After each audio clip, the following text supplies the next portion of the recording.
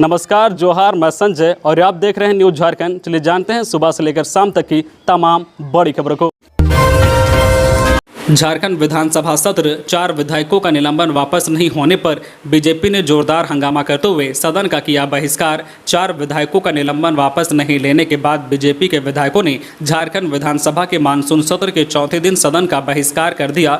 इससे पहले गेरुआ वस्त्र में आई बीजेपी के सभी विधायकों ने विधानसभा के बाहर और सदन में जमकर हंगामा और नारेबाजी की। बीजेपी विधायकों ने सदन के बाहर आकर सदन चलाया। सदन शुरू होने से पहले बीजेपी के विधायकों ने राज्य के कई स्कूलों में शुक्रवार को छुट्टी होने और रविवार को पढ़ाई करने का मामला उठाया। वहीं बीजेपी विधायकों के निलंबन को लेकर हेमंत सरकार पर निशाना साधा। वहीं सदन की कार्यवाही शुरू होने पर बीजेपी के सदस्य वेल में आकर हंगामा करने लगे। वे हाथ में कागज लहरा रहे थे, जिसे विधानसभा अध्यक्ष के आदेश पर मार्शल ने छीन लिया। बीजेपी के सदस्य लगातार अपने 4 विधायकों के निलंबन को वापस लेने की मांग कर रहे थे।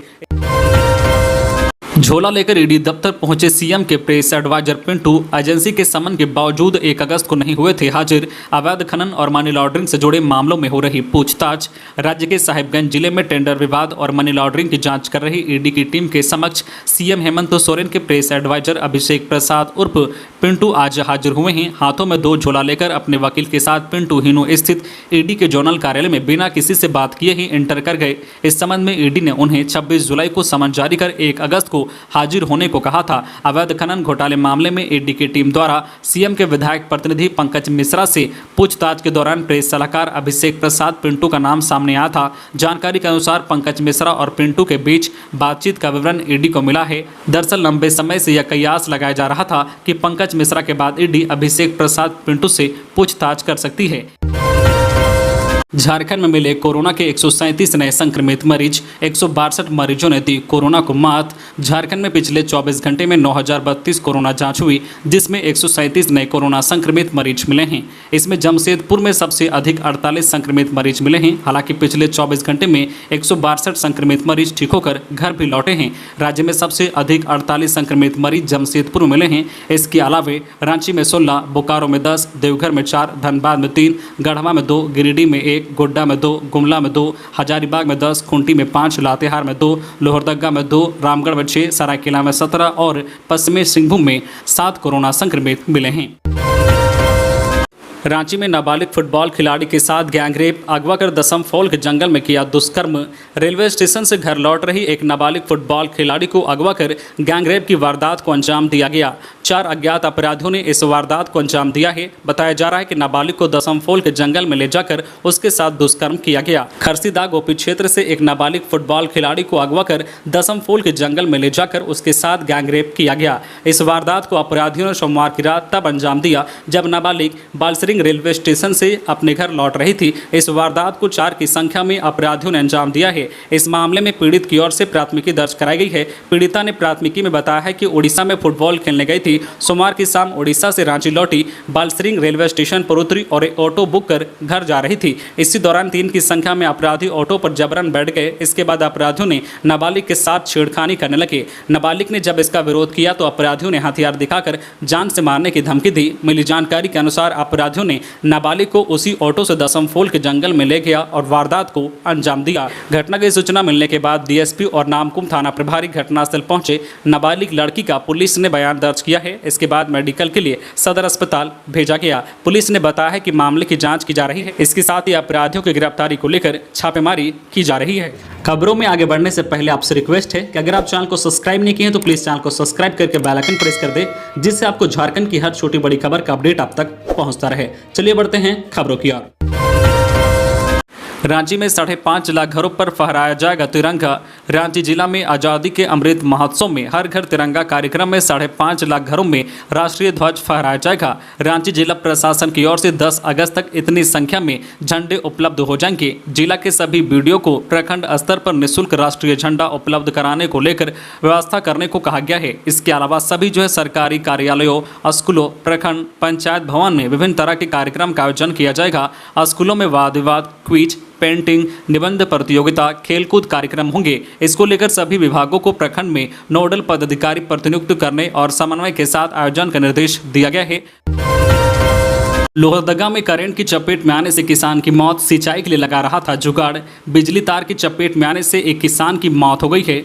यह हादसा कैरो थाना क्षेत्र के महुआरी गांव में हुआ है। बताया जा रहा है कि बारिश नहीं होने से खेत में लगे धान की फसल सूख रहा था। इसको लेकर किसान साधु उरांव सिंचाई के लिए इलेक्ट्रिक मोटर पंप लगाने की कोशिश कर रहा था। इसी दौरान करंट की चपेट में आ गया और घटनास्थल पर ही उसकी मौत हो गई। जिले में बारिश नहीं होने से किसान काफी ज्यादा परेशान है। किसान किसी प्रकार से सिंचाई कर अपनी फसल को बचाने की कोशिश कर रहे हैं। इसमें पिछले एक महीने में बिजली करंट की चपेट में आने से 6 किसानों की मौत हो चुकी है। इसमें कैरो थाना क्षेत्र में 1, बगड़ू थाना क्षेत्र में 2, किस्को थाना क्षेत्र में 1 और स्नेहा थाना क्षेत्र में 2 लोग की मौत हो चुकी है। स्थानीय लोगों ने बताया है कि मौसम साथ नहीं दे रहा है, खेत सूखा है या खेतों में लगे फसल सूख रहा है। इस स्थिति में किसान इलेक्ट्रिक मोटर से सिंचाई करने की जुगाड़ लगाते हैं। इसमें हल्की कोई गलती हुई तो करंट की चपेट में आ जाते हैं। वाहन चोर गिरोह का भांडाफोड़। पुलिस ने मोटरसाइकिल चोरी के आरोप में 3 व्यक्तियों को किया गिरफ्तार। बड़ी खबर जमशेदपुर से, जहां पुलिस ने बाइक चोरी करने वाले अंतर्राज्यीय वाहन चोर गिरोह का पर्दाफाश किया है। पुलिस ने इस मामले में 3 लोगों को गिरफ्तार किया है। इन लोगों की निशानदेही पर कुल 11 बाइक, 2 बाइक का इंजन और इंजन चेचिस नंबर मिटाने वाला एक ग्राइंडर बरामद किया गया है। बताया जा रहा है कि गिरफ्तार आरोपी कमलपुर थाना क्षेत्र के तिलाबनी निवासी सुभाष गौराई, चकर पाथर गांव निवासी सुबोध कुमार महतो उर्फ पिंटू महतो और बोड़ाम थाना क्षेत्र के भोला गांव निवासी बृहस्पति गौराई है। स्कूलों में शिक्षक नियुक्ति की होगी जांच। रांची जिला के गैर सरकारी सहायता प्राप्त अल्पसंख्यक विद्यालयों में हुई शिक्षक नियुक्ति की जांच होगी। इसके लिए माध्यमिक शिक्षा निदेशक की अध्यक्षता में समिति गठित की गई है। यह जानकारी शिक्षा विभाग ने विधानसभा में रांची के विधायक सीपी सिंह के द्वारा पूछे गए एक सवाल के जवाब में दी। श्री सिंह ने पूछा था कि राज्य सरकार द्वारा सहायता प्राप्त अल्पसंख्यक विद्यालय को इस शर्त के साथ मान्यता देने का प्रावधान है, शिक्षक नियुक्ति में सरकार द्वारा तय निर्देश का पालन करेंगे। उन्होंने रांची जिला के ही विभिन्न विद्यालयों का जिक्र करते हुए कहा है कि इन विद्यालयों में नियम के विपरीत नियुक्ति की गई है। कुछ स्कूलों में प्रक्रिया चल रही है। उन्होंने नियुक्ति की जांच की मांग की थी। पोषण ट्रैकिंग नहीं तो सेविकाओं को नहीं मिलेगा मानदेय। पोषण ट्रैकिंग नहीं करने वाली आंगनबाड़ी सेविकाओं को मानदेय नहीं मिलेगा। महिला एवं बाल विकास विभाग ने इससे संबंधित निर्देश दिया है। सही पोषण देश रोशन अभियान के तहत सेविकाओं को पोषण ट्रैकर ऐप का इस्तेमाल करना है। ऐप के माध्यम से गर्भवती व स्तनपान करने वाली महिलाओं और बच्चों तक पहुँचाई गई सेवाओं की जानकारी मिलेगी। पोषण ट्रैकर ऐप के माध्यम से कुपोषण जैसी गंभीर बीमारियों की भी मैपिंग होती है। ऐप का इस्तेमाल कागजी कार्यों को समाप्त करने में मददगार साबित रहा है। विभाग की ओर से सभी आंगनबाड़ी सेविकाओं को स्मार्टफोन उपलब्ध कराया गया है। आंगनबाड़ी के प्रत्येक लाभार्थी का डाटा पोषण ट्रैकर ऐप पर डाउनलोड किया जाना है। इससे आंगनबाड़ी सेविकाओं और सुपरवाइजर को लाभार्थियों का रिकॉर्ड देखने के लिए पुराने रजिस्टर देखने की जरूरत नहीं पड़ेगी। महेंद्र ने दिए थे 49 लाख, सीआईडी ने मारा छापा। कांग्रेस के 3 निलंबित विधायकों इरफान अंसारी, राजेश कच्छप और नमन विकसल कोंगाड़ी की गिरफ्तारी के बाद इस कांड में नए तथ्य सामने आ रहे हैं। सीआईडी कोलकाता की जांच में यह बात सामने आई है कि 30 जुलाई को इरफान अपने सहायक कुमार प्रतीक के साथ कोलकाता के लाल बाजार स्थित व्यवसायी के कार्यालय गए थे। यहीं पर महेंद्र अग्रवाल ने उन्हें 49 लाख रुपए दिए थे। इससे पहले सभी सदर स्ट्रीम के एक होटल में 3:06 पर गए। इसके बाद वहां से सभी 3:14 पर निकल गए थे।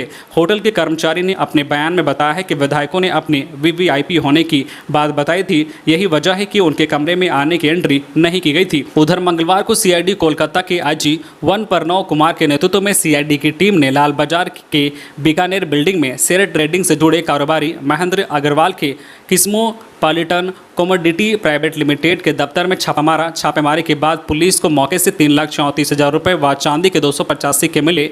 जानकारी के मुताबिक महेंद्र अग्रवाल का शेयर ट्रेडिंग का कारोबार है। संदेह जताया जा रहा है कि शेयर ट्रेडिंग की आड़ में वह हवाला का कारोबार करते हैं। सीआईडी की छापेमारी के दौरान महेंद्र मौके से गायब थे। ऐसे में सीआईडी ने इस मामले में तलाश तेज कर दी है।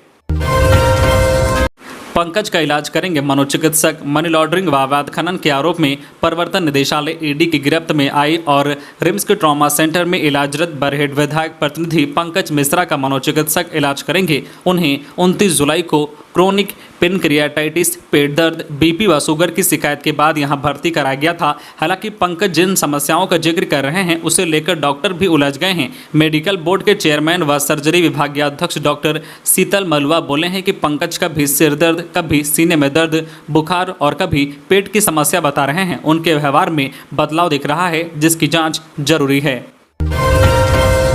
देवघर के मधुपुर में रोजगार सेवक के घर से लाखों की डकैती, जांच शुरू।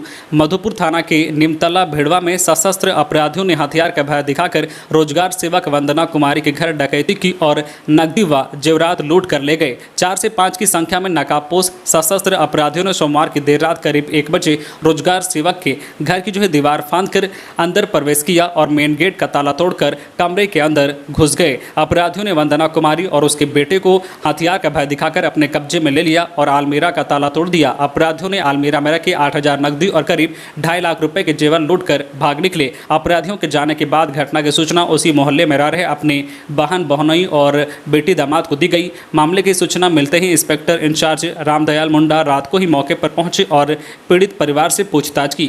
तो ये थी आज की झारखंड की टॉप बड़ी खबरें। इसी तरह झारखंड की हर छोटी बड़ी खबर देखने के लिए आप हमारे चैनल न्यूज झारखंड चैनल को सब्सक्राइब करके बेल आइकन प्रेस कर दीजिए, जिससे आपको झारखंड की हर छोटी बड़ी खबर का अपडेट आप तक पहुंचता रहे। तो आज के लिए बस इतना ही, हमें दीजिए इजाजत, फिर मिलते हैं नेक्स्ट न्यूज में।